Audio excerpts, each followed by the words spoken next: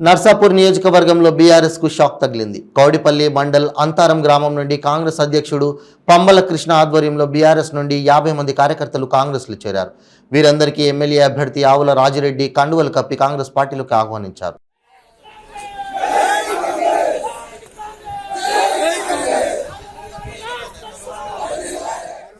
జై కాంగ్రెస్, జై కాంగ్రెస్, జై కాంగ్రెస్, జై కాంగ్రెస్, జై గుర్తుకే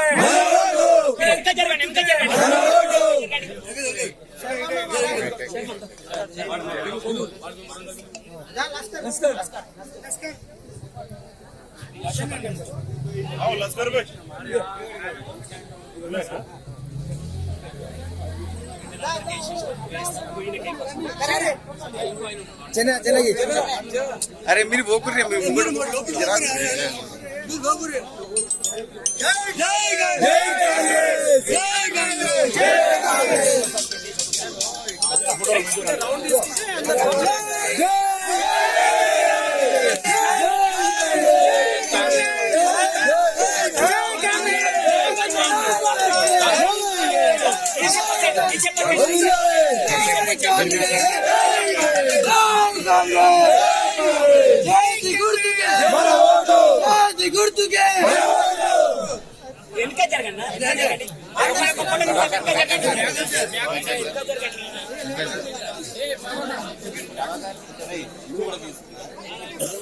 నాకు ఇవాళ మన ఊళ్ళో నుంచి తెలుస్తుంది. అసలు ఎన్ని రోజులు చాటుగా ఉండే కాంగ్రెస్ పార్టీ అంటే ఇవాళ ఒకటేసారి మంట బగ్గుమని లేచినట్టు లేచిపోయింది. మీరు అందరు గట్టిగా ఉండాలి. మీతోటి నేను, నాతోటి మీరు. ఈ ఎలక్షన్ అయిపోయే వరకు మనం ఒక సైనికుల్లాగా పనిచేసి ఊళ్ళో మొత్తం 90% ఓట్లు వేయాలి. మన చుట్టుపక్కల ఊళ్ళో ఓట్లను కూడా ఒక 10,000 ఓట్లను మనం ప్రభావితం చేయాలి. అట్లయితేనే రాజిరెడ్డి అన్న గెలుస్తాడు. మీ అందరి నేను ఒకటే చెప్తున్నా, ఇవాళ ప్రజలు ఎటువైపు ఉన్నారో నేను అటువైపు వచ్చిన. మీ అందరి కోరిక మేరకే నేను వచ్చిన. ఇవాళ ఒట్టిగా నేను ఒక అందులో కారు గుర్తులో ఉంటే మాత్రం ఆ కార్లో నేను ఒక్కనే కూర్చుంటుండే. ఇవాళ అంతారంలో ఇంక 2-3 ఉన్నారు. ఇక ఆ కారు ఖాళీ అయిపోయింది, మొత్తం ఏం లేదు అందులో.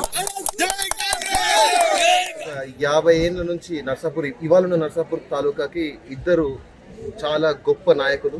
ఒకరు సి విఠల్ రెడ్డి గారు, మా తాతగారు. ఇంకోటి ఏ విఠల్ రెడ్డి గారు, రాజన్న గారు తాతగారు. ఒకరు కమ్యూనిస్ట్ పార్టీ జెండా మోసారు, ఇంకోరు కాంగ్రెస్ పార్టీ జెండా మోసారు.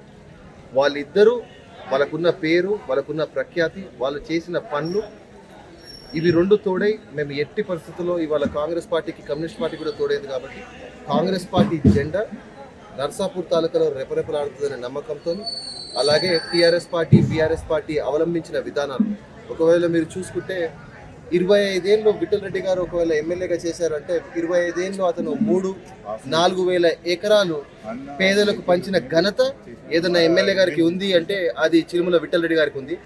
అదే చిలుముల విఠల్ రెడ్డి గారు పంచిన భూములను ఇప్పుడున్న కాబోయే తాజా మాజీ ఎమ్మెల్యే మదన్ రెడ్డి గారి ప్రభుత్వం, బీఆర్ఎస్ ప్రభుత్వం వెనుకకు లాక్కున్న ఘనత కూడా మదన్ రెడ్డి గారు సాధించారని చెప్పి వాళ్ళు చెప్పుకోవాలి. సో ఇప్పుడు జరిగింది ఏమి చేస్తానో ఏమి చేయనో తెలియదు కాబట్టి ఇంకా వాళ్ళు జరగబోయేది, వాళ్ళు శివంపేటలో విఠల్ రెడ్డి గారు పంచిన ప్రతి భూమిని వెనుకకు తీసుకుందామనే కుట్ర బీఆర్ఎస్ ప్రభుత్వం పన్నుతుంది. కాబట్టి రేపు ఎట్టి పరిస్థితుల్లో బీఆర్ఎస్ ప్రభుత్వం రావద్దని చెప్పి దృఢ సంకల్పంతో మేమందరం పనిచేస్తున్నాం. ఎట్టి పరిస్థితుల్లో బీఆర్ఎస్ ప్రభుత్వం రాదు అనే గట్టి నమ్మకంతో కూడా మేము ఉన్నాం. అలాగే రేవంత్ రెడ్డి గారి నాయకత్వంలో, మన రాజన్న సహకారంతో విఠల్ రెడ్డి గారికి పంచిన ఏ భూమన్నా కానీ, ఏ గుంట భూమన్నా కానీ, ఏ సెంట భూమన్నా కానీ రియల్ ఎస్టేట్ అధికారుల చేతిలో పడ్డదో అది అంతా మళ్ళీ వాపస్ తీసుకొని అదే రైతులకు ఇప్పించాలని చెప్పి మా ప్రయత్నం మాత్రం ఉంటుందని తెలియజేస్తాం.